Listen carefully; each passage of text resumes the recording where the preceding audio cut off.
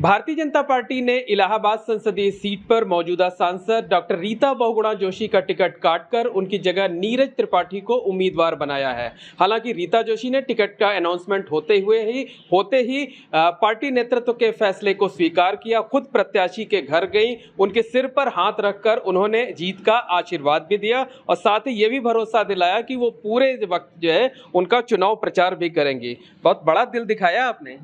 देखिए, हम लोग राजनीति समझते हैं और हमारा जो नेतृत्व है, किसी विचार से अगर उन्होंने उन पर विश्वास व्यक्त किया है तो हम सब कार्यकर्ताओं का फ़र्ज़ है कि हम लोग जुटकर और सारी सीटें जिताएं। देखिए, ये मकसद ये नहीं कि कौन लड़ रहा है, मकसद ये कि हमारी सरकार भारत की बननी है, हम प्रगति की ओर अग्रसर हैं। माननीय प्रधानमंत्री जी की गारंटी में आज जन जन विश्वास कर रहा है और भारत का राष्ट्रीय अंतर्राष्ट्रीय स्तर पर बहुत बड़ा मान बढ़ा है पिछले 10-15 सालों में। तो हमारा तो ये है कि उत्तर प्रदेश को 80 की 80 सीटें जीतकर हमें अपनी टैली को बढ़ाना है। प्रधानमंत्री ने लक्ष्य रखा है 370 भाजपा और 400 पार एनडीए। इसी लक्ष्य पे हम काम कर रहे हैं और केसीनाथ त्रिपाठी जी के परिवार को यह टिकट मिला है। देखिए, केसीनाथ त्रिपाठी जी के 50 साल से ज़्यादा राजनीति में, जनसेवा में उनका योगदान है। केवल एक बहुत बड़े वह शिक्षा अपने कानून विद नहीं थे, बल्कि वो बहुत बड़े समाज सेवी भी थे और भाजपा के बड़े कर्मठ कार्यकर्ता थे। उनका लड़का अच्छा वकील है और लड़ने आए हैं। तो मैं नीरज जी जीतेंगे, हम सब जुटेंगे और मैं तो चाहूँगी कि मुझसे भी ज़्यादा वोटों से वो जीत कर जाएं। तो आज उत्तर प्रदेश प्रगति की ओर अग्रसर है, भारत प्रगति की ओर अग्रसर है, हम विकसित राष्ट्र बनने जा रहे हैं। तो ये हर नागरिक का फर्ज है कि बढ़ चढ़ के मोदी जी को जिताएं। लेकिन जब आप रात के वक्त गई, नीरज जी के सिर पर हाथ रखकर आपने आशीर्वाद दिया, तो मन में कहीं कोई मलाल नहीं था? नहीं, देखिए, हम लोग राजनीति में व्यवसाय के लिए नहीं है, ये मेरा प्रोफेशन नहीं है। प्रोफेशन तो मेरा टीचिंग है।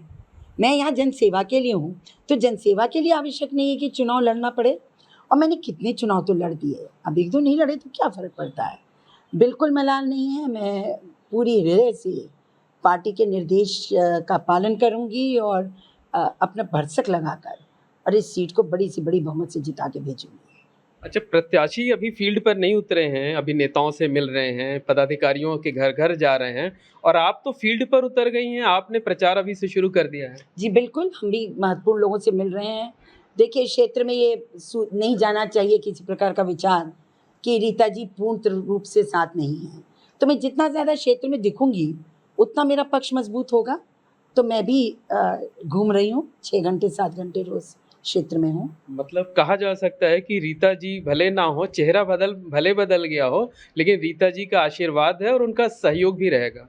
भारतीय जनता पार्टी कमल का फूल, प्रधानमंत्री की गारंटी और प्रधानमंत्री हमारे मोदी जी बने, बस इसी के लिए हम सब काम करेंगे। ना कोई मलाल है, ना कोई दुख है, ना निराशा है। क्या आपको दिख रहा है क्या? बिल्कुल नहीं है, बिल्कुल नहीं है। देखिए, 80 साल का हमारे परिवार का राजनीतिक इतिहास है, बहुत उतार चढ़ाव देखे हैं। तो मैं तो चढ़ाई चढ़ाव पे हूँ, तो क्यों मुझको मलाल होना चाहिए।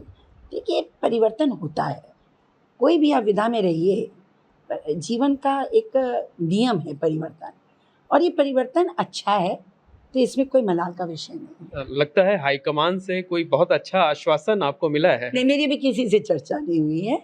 हाँ, संगठन मंत्री जी से बहुत ब्रीफली घोषणा से पहले उन्होंने मुझे सूचित किया था, उनकी बलमनसाहत है। लेकिन अभी देखिए, कोई सौदेबाजी नहीं होती है, राजनीति सेवा का दूसरा पर्याय है और मेरे परिवार ने भी यही किया और मैं भी सेवा के लिए हूँ और समाज ने मुझे इतना सम्मान दिया है कि मैं समाज की सेवा करने के लिए काफ़ी उपयुक्त हूँ।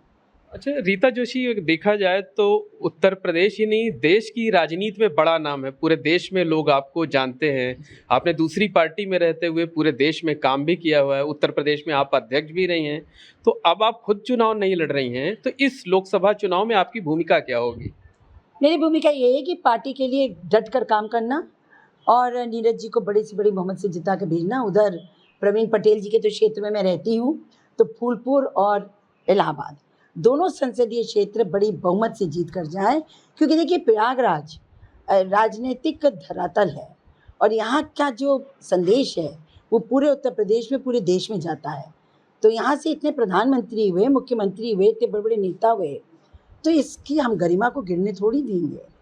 तो हम चाहते यही हैं कि सब मिलकर बहुत अच्छी प्रचंड बहुमत से हम जीतें। नहीं, राजनीति में निश्चित तौर पर आपने एक बड़ा आदर्श जो है वो पेश किया है, लेकिन आप अपनी भूमिका को बहुत कम करके यहाँ कर रही हैं। 2 सीट तक बता रही हैं। अरे आपको उत्तर प्रदेश में 80 सीटों पर हर मतदाता पहचानता है। देश के तमाम राज्यों में लोग आपको जानते हैं।